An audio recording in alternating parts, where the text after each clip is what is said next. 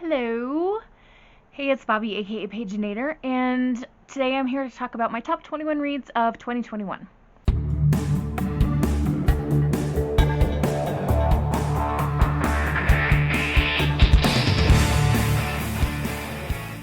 So technically we're going to cheat a little bit and squeeze in 23 books, but that's okay.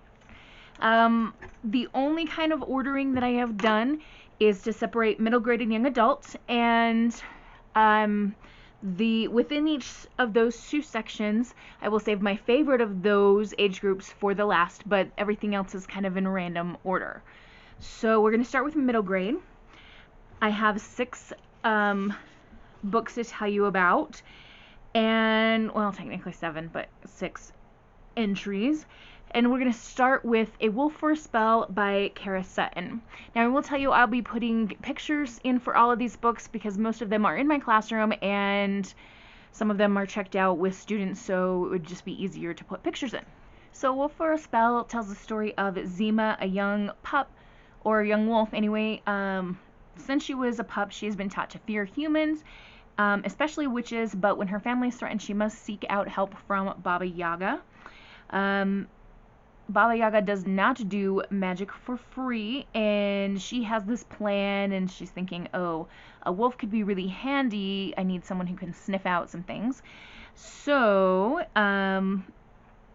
she decides to use Zima's wolf form for her own purposes, and Zima is left in Baba Yaga's body. Meanwhile, a young girl named Nadia comes to who she thinks is Baba Yaga for help. And of course, it's Zima the wolf in Baba Yaga's body. Nadia is seeking the witch's help to help deal with a common enemy. And Zima and Nadia have to work together to take down the evil that is threatening them.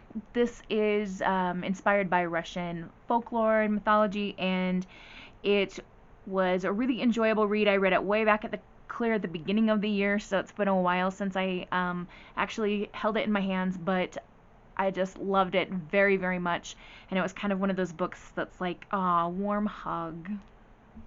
Up next we have 1 entry but 2 books, so we're cheating a little bit. Malamander and Gargantus. These are the first 2 books in the Irion Sea series, and these books follow Herbie Lemon, who is a lost and founder at a hotel in a town called Irion Sea. In the first book, Malamander, Herbie is tasked with finding help for a lost girl, and she was actually found as a young baby at the very hotel he worked at, and now she's come to him for help. She's on the run from someone who is chasing her, and through the help of a very strange bookstore and some other people around town, Herbie is able to help his new friend and also help the town discover if there really is a sea creature called the Malamander. In the second book, Gargantus, we're faced with a different sea creature and a threatening really bad storm that's coming in on the Irion Sea. Again, the village where Herbie Lemon lives.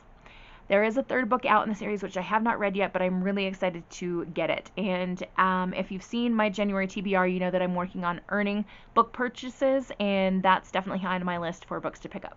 Up next, we have Front Desk by Kelly Yang. Now, this did come out quite a while ago, but I just read it this year. It is a darling middle grade book about a young Chinese-American girl who comes to America as an immigrant. She and her parents are running a hotel.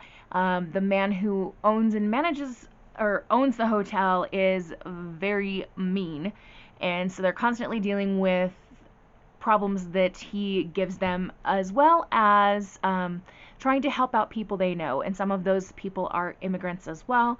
And our main character also struggles with making friends at school and some racist situations, being a person of color. Up next, we have Healer of the Water Monster by Brian Young. This is a Navajo mythology-based story. It is a debut novel for Brian Young, and I have high expectations for more books from him in the future because of how much I loved this book. This is about a young Navajo boy named Nathan who goes to visit his grandparents on the Navajo reservation, and as he's staying there, he wants to conduct a science experiment, but while that's going on, he meets a water monster, which is a mythological creature, and this water monster is very sick. Through the help of some other mythological creatures, it is discovered that if Nathan travels to a different dimension to retrieve medicine from the mother water monster, he may be able to heal the water monster, his friend, who he's named Pond, and he also may be able to help his uncle, who is an alcoholic.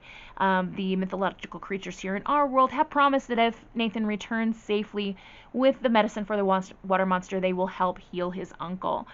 So there are 2 lives at stake, and Nathan needs to be able to survive a quest that no one's survived before, returning to this other world and then coming back to ours successfully.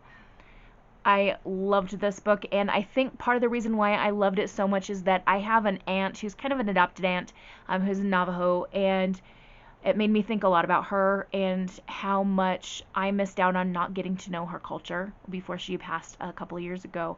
Her husband and kids are still living, and they come and visit every once in a while, so maybe I can make better use of the time that I get to see them.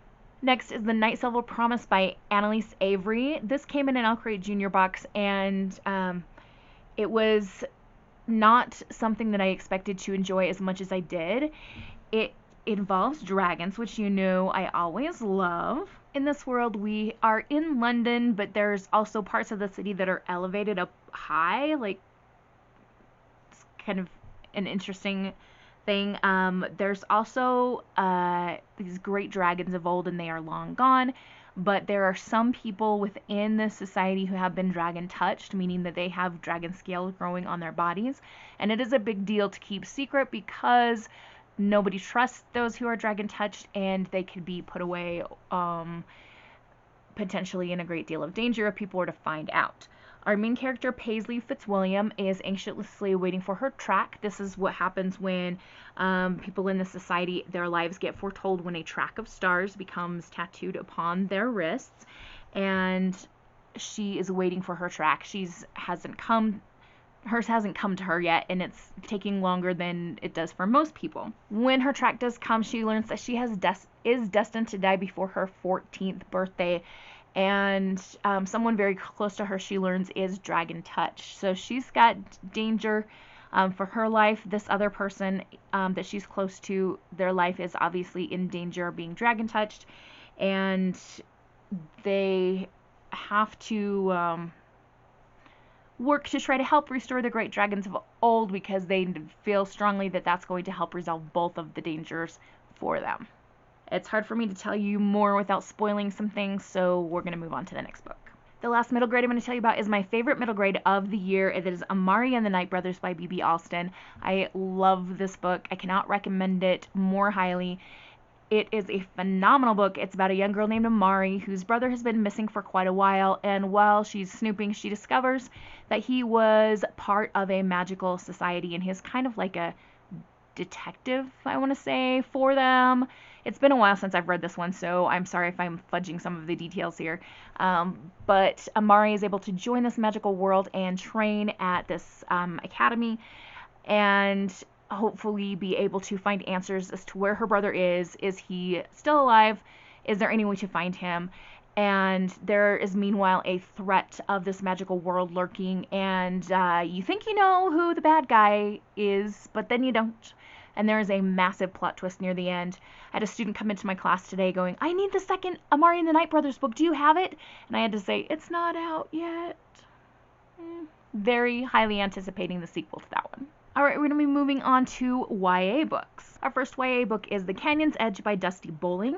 This is about Nora, who, before the plot of this book started, she survived a mass shooting event. Unfortunately, her mother did not.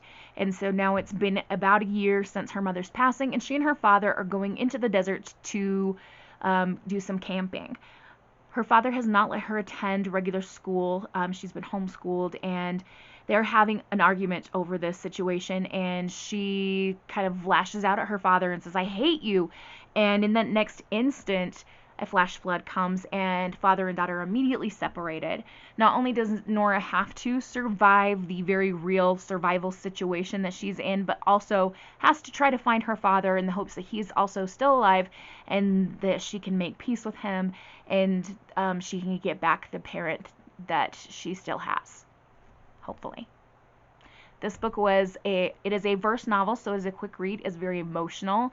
I read it in just a couple of hours, and I just loved it so much. Every time that one of my students checks it out, I just go, oh, you're going to be so amazed, because it was such a heartwarming, like, heart tug. I don't know if heartwarming is the right word, but just pulled at my heartstrings the entire time. But very, very, very well done.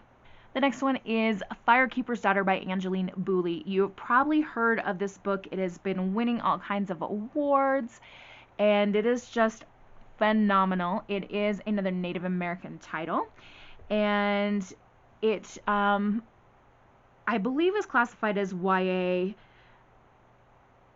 but some of the material in it made me not take it to my classroom library, just because there's a lot of mention of drug use, and there's a sexual assault in there, and even though my students know about those things and stuff, I felt like it was just maybe too much for my middle schoolers. But it is a really, really beautiful novel, and I'm going to tell you about it. Our main character, Donis, is 18, so again, that's riding that edge line between young adult, new adult age group. She is born to a Native father and a white mother, so she's not officially registered as a member of her tribe, but she is very much a part of their culture. She is a hockey player, and so is her brother. Her brother happens to have, her half-brother anyway, a friend that's on his hockey team who's kind of like this new guy. He's pretty good looking, and what we find out is that he is a federal agent, and he enlists Donis's help in becoming a confidential informant to help take down a drug ring that's going on in their society and in the tribe and the near reservation areas. There are a lot of things that happen both on and off the reservation, and due to the way that the reservations are governed, they travel between different jurisdictions, so there's some complications there.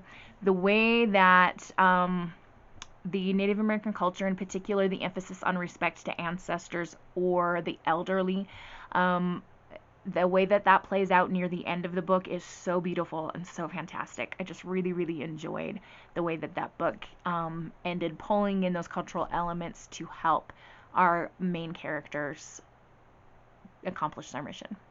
Up next, we have Blade of Secrets by Tricia Levenseller. This is a young adult fantasy book. I love Tricia Levenseller, and I got to do like a virtual meet and greet with her, and unfortunately I got kicked out of the Zoom before she could finish answering the question that I had for her, but she seems like a very lovely person, and I love her books.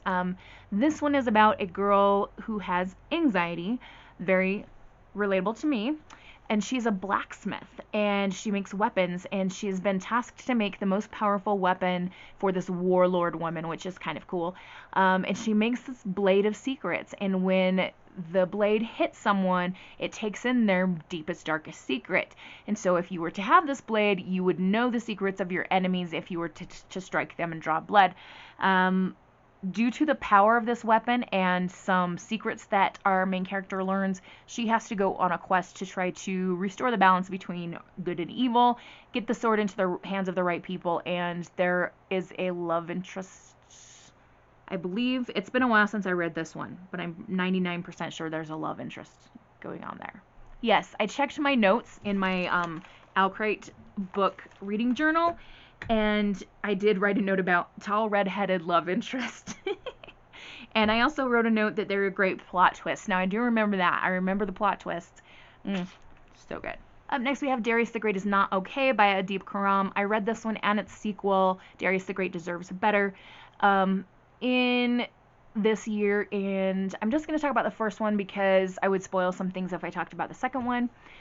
In Darius the Great is Not Okay, we meet Darius, a young Middle Eastern American man who travels back to, I want to say it's Iran, but I can't remember which country. I'm going to Google that right now while I'm talking to you. Darius is questioning his sexuality. He's not sure if he is straight or not, because he's feeling some attraction toward boys. Darius is also really into tea, and he wants to work at this really cool tea shop. And while he's traveling, yes, it's Iran that he travels to, or Iran. So while he goes to Iran, he's meeting his mom's side of the family for the first time in person. He's video chatted with them, but like in person, he's never met them before. And he's learning about their culture and also about the teas of their culture, because that is something that he's really passionate about. He also makes a best friend called Sarab, and they become very close friends and learn what true friendship, true acceptance really looks like. Next, we have Spin the Dawn by Elizabeth Lim. This is kind of like a fantasy take on Project Runway plus a road trip adventure. Our main character is a gifted tailor. She is a young woman. Her father is asked to come to the palace and compete to become the official tailor, seamstress, designer, whatever you want to call it, to the emperor. And he's unable to travel, and they say, well, you or your son better be outside tomorrow morning because you're going. And she decides to disguise herself as a boy to enter this competition because none of her brothers can sew worth crap. And she, her father gifts her a pair of magical scissors before she leaves, and he tells her to be very careful. She enters the competition, and we have a lot of political movements around. We also have another character who's a guy who's in the palace. He's kind of like a magical advisor to the emperor, and he's intriguing. There's a relationship that develops between the two of them there. And then about halfway through the book, we have this shift and go into this road trip adventure situation to find the ultimate materials to make the best garments for the emperor's soon-to-be bride. It is super fantastic. I also read the sequel, which I'm not going to talk about because it's spoilery, this year, and they're both really well done. I have another Elizabeth Lim book sitting around my shelves that I need to read, 6 Crimson Cranes. When do I have enough time?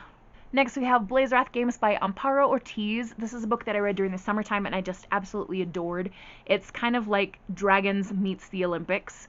We have a world where Blaze Wrath Games, which is a dragon riding competition, or a sport using dragons, I guess I should say, has become massively popular, and our main character, even though she is from Puerto Rico, is living in the mainland United States, but she is selected to be part of the Puerto Rico's Blaze Wrath team, their national team. She is the runner, which is the only position that's not played on dragon back. Atop a dragon? How do you say that? Anyway, she knows this game, she's obsessed with it, she loves it, and her job is really important because, kind of like in Quidditch when the game doesn't end until the seeker catches the golden snitch, in the Blaze Wrath games the game doesn't end until the runner, they're done with their job, and so she becomes a really important part of the team. There are also a lot of politics going on in terms of some things that happen with the game, and a dragon that was punished to live forever in the form of a human, and he's got some evil things up his sleeve, and it all ends in kind of an epic battle involving dragons. Then we have Ace of Spades by, oh gosh, I'm going to slaughter this name, Farida Adike Yamide. I am really, really sorry if I have slaughtered that name. I need to like Google it and then memorize how to say it because I get super confused. Anyway, this book blew my mind. This is set in a private academy called Niveus Private Academy. We have Devin and Chiamaka, who are our main characters, and they take turns telling the story. These two are part of this elite school's senior class prefects, and they're also the only two who are receiving threats and being bullied, with some pretty serious stuff happening at the school. Someone who goes by Aces is using anonymous text messages to reveal secrets about the two of them. And again, it's only these two. This thing that starts as like seeming kind of like a sick prank turns into something very dangerous, and Devin and Chiamaka have to stop Aces before things get deadly. The ending. Okay, so when I say this book blew my mind, I am not exaggerating. The ending and like the reveal at the end, just I was like words. It just makes me want to go. I don't know what to say. If you have read this book and you know what I'm talking about, maybe you have a better way of explaining how mind-blowing this plot twist was. But there we go. Highly recommend it. It's kind of a thriller, kind of a mystery, kind of a school politics situation, but very, very well worth your read. Our next book is A Winter's Promise by Christelle Dabos. This is a quartet of books originally published in France, I believe, and then translated to English.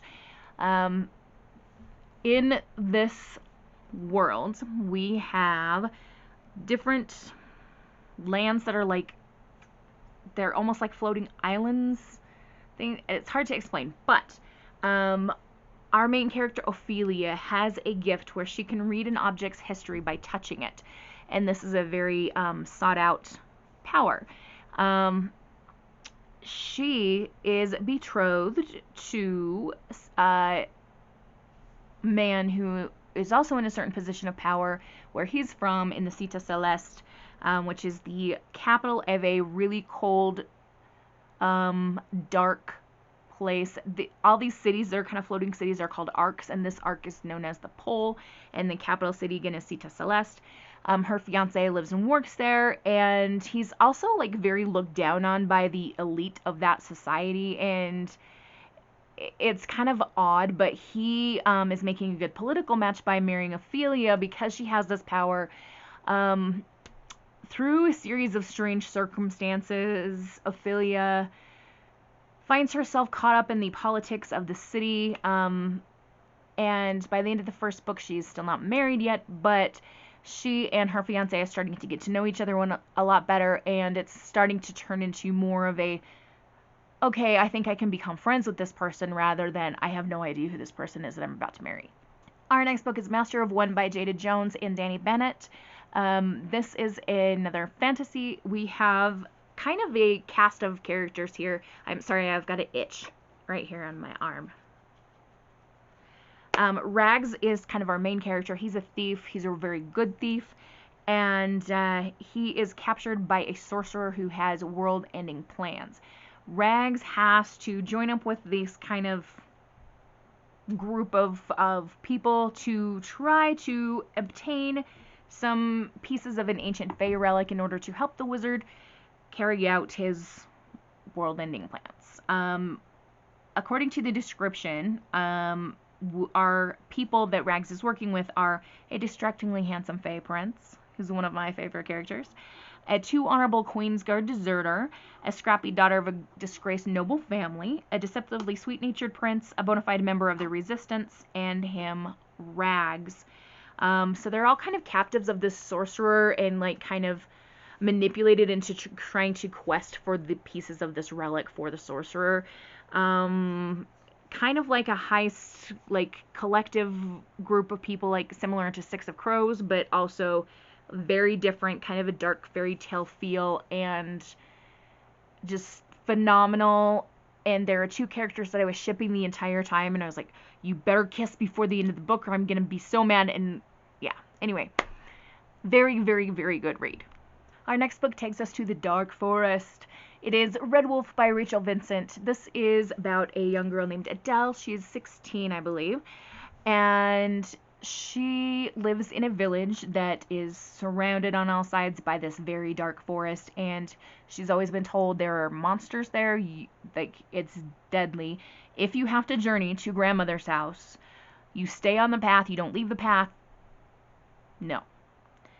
So we have, if you're wondering, yes, Little Red Riding Hood retelling, but very much more high stakes, and also with a strong feminist slant to it. Adele learns that she is one of a long line of guardians who secretly take on the form of a wolf in order to protect the village. So Little Red Riding Hood character is also the wolf character in this retelling. However, accepting this fate, this role as a guardian, means giving up the boy she loves because he is sworn to take out the monsters in the forest. There is a kind of a love triangle that comes in later, and it's just a good, dark fantasy fairy tale retelling. Like, I really enjoyed it, and I gave it to one of my coworkers, and she took it over Christmas break and read it, and one of her kids read it as well, and just, I just have lots of good things to say, but I better just, like, shut up and move on to the next book. Our next book is Small Favors by Erin A. Craig. She, is swiftly becoming an auto-buy author for me because her first book, House of Salt and Sorrows, was phenomenal. And this one was a little bit more weird, a little bit darker, but also just really, really good.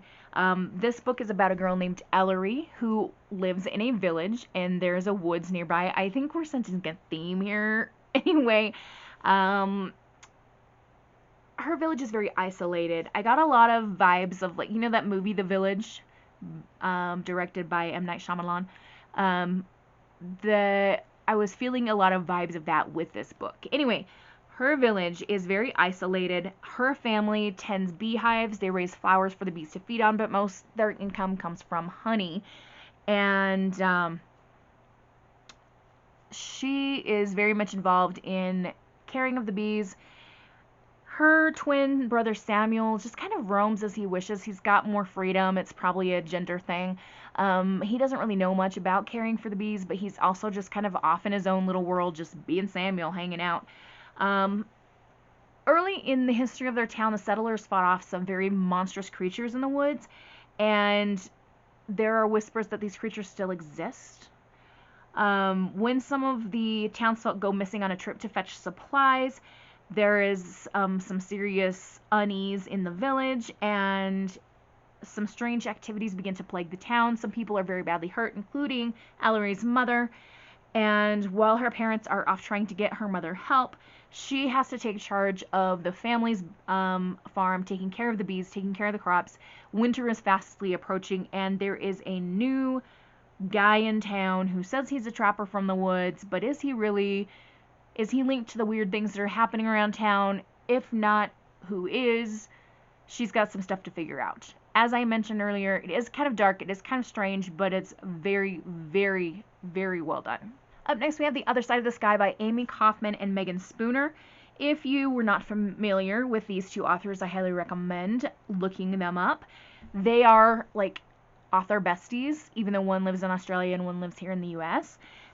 They co-wrote this book. It's the first in a new series. The Other Side of the Sky is a science fiction series, and it is about two characters. We have Prince North, and then we have Nim. So up in the sky, in a city in the sky, we have Prince North.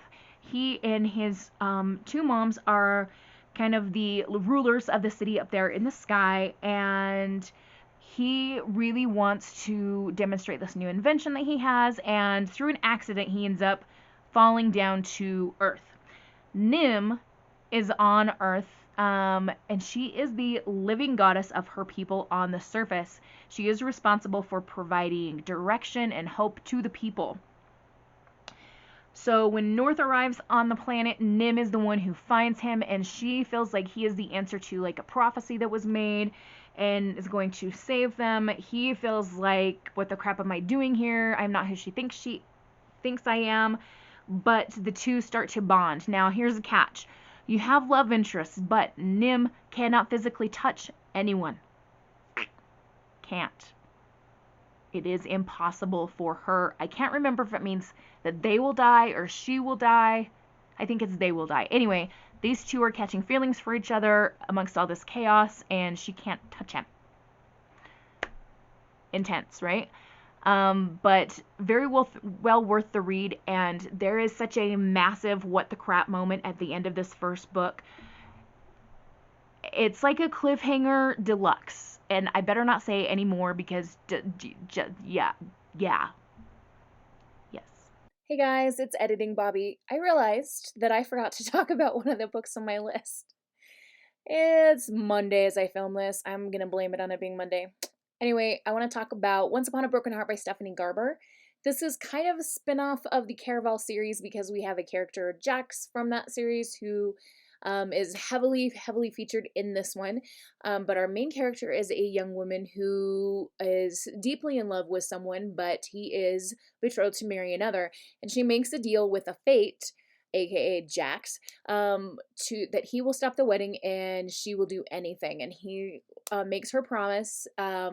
She owes him 3 kisses at the time and place of his choosing, and never a good idea to make a deal with someone like that, especially if you know Jax. If you're distracted by my shelves, yes, this one, where is it, right here, is slightly crooked. I apologize. It kind of broke and I'm gonna fix it. I just haven't had time. So anyway, back to the book.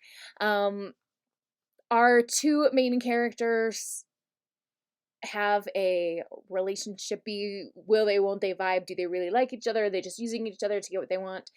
And there is a journey to a northern land where she may end up betrothed to an entirely different person. So there's all kinds of love and crazy feels going on in this book, but it's very much worth the read, especially if you've read Caraval and want some more Jax. Up next, we have Gilded, which is Marissa Meyer's latest. She's returning to the world of fairy tale retellings, and this is a Rumpelstiltskin retelling. It is much darker than the original, I think, but in a different way. We have kind of a switch up, being that our main character isn't necessarily trustworthy. She tells stories, and a lot of times she's not trusted because people don't believe the things she says. One of her lies gets her into some trouble because she tells the Earl King, who's kind of like the Goblin King in Labyrinth. That's kind of what I pictured him as.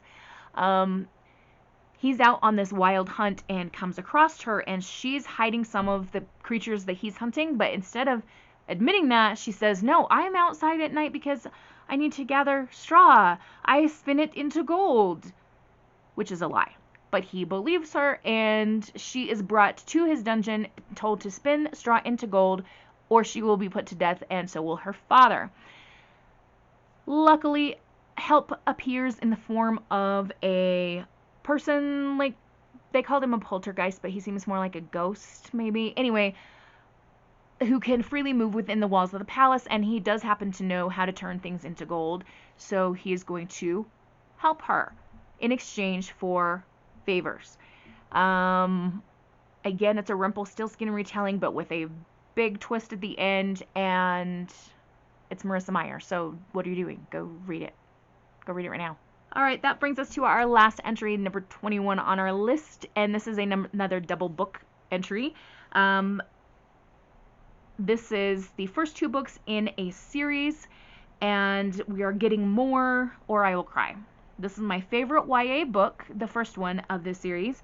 It is my favorite YA book of the entire 2021, and I read over 200 books in 2021 total. I know my 2021 wrap up that I did, I was only at like 191, but I got past the 200 before the year was over. Anyway, it is The Inheritance Games by Jennifer Lynn Barnes. The sequel to that is The Hawthorne Legacy. So, this is about a young girl named Avery. She's a high school girl. She's very poor. She's living in her car. She's got kind of a crazy situation. Kind of living in her car, but kind of not. Like, she has an older sister, but her parents are gone. She's hurting. We do see she's a good person, though, because she will bring, like, breakfast sandwiches to this homeless guy who lives in the park. They play, I think it's chess together in the park. But we do see that she's a good person. Anyway, Avery is brought into the office of school one day and told, you have to come to Texas because you are the heir. You have been mentioned in the will of Tobias Hawthorne, who is a massive billionaire and has passed away. Avery doesn't know who Tobias Hawthorne was, whatever, why she would be mentioned in his will. She's super confused, but she goes, and she is named pretty much the sole heir to everything, the millions, the billions, whatever. But in order to receive her inheritance, she has to move into a mansion where it just so happens that some of Tobias Hawthorne's family lives, specifically some grandsons, good-looking grandsons. They may or may not be able to be trusted because she's getting the money that they thought they were going to inherit. There are some threats to her life. There are some mysteries to solve, and this house that she's moved into has secret rooms, secret passages, and the whole thing feels very Knives Out. Have you seen that movie, Knives Out? This book, if you enjoyed Knives Out, you're going to love this book. It's very similar vibes. We've got a family inheritance, a murder possibly, or some kind of mystery going on. Tobias Hawthorne loved puzzles and like leaving a mystery behind, which is also very Knives Out. So yeah.